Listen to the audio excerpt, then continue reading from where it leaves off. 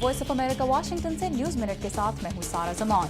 भारत में इंतखाबात के इब्तदाई नताइज के मुताबिक भारतीय जनता पार्टी की क़यादत में बनने वाले नेशनल डेमोक्रेटिक अलायंस ने लोकसभा की 325 नशिस्तों पर कामयाबी हासिल कर ली है। बीजेपी को अब तक मिलने वाली 273 सीटें गुज़िश्ता 30 साल में किसी भी पार्टी की सबसे बड़ी फतह करार दी जा रही हैं।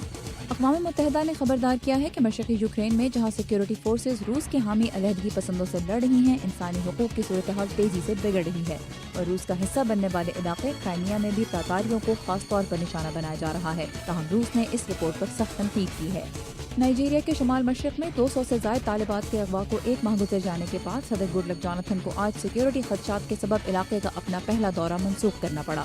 ताहम सदर कल फ्रांस की क़यादत में होने वाली इलाकाई सिक्योरिटी कॉन्फ्रेंस में शिरकत करेंगे। बोस्निया और सर्बिया में गुज़िश्ता 120 साल की सबसे शदीद बारिशों और सैलाब के बायस कई इलाकों में इमरजेंसी की सूरत हाल करार दे दी गई है। बहुत सी आबादियों का राब्ता दीगर इलाकों से मुनक़ता हो गया है।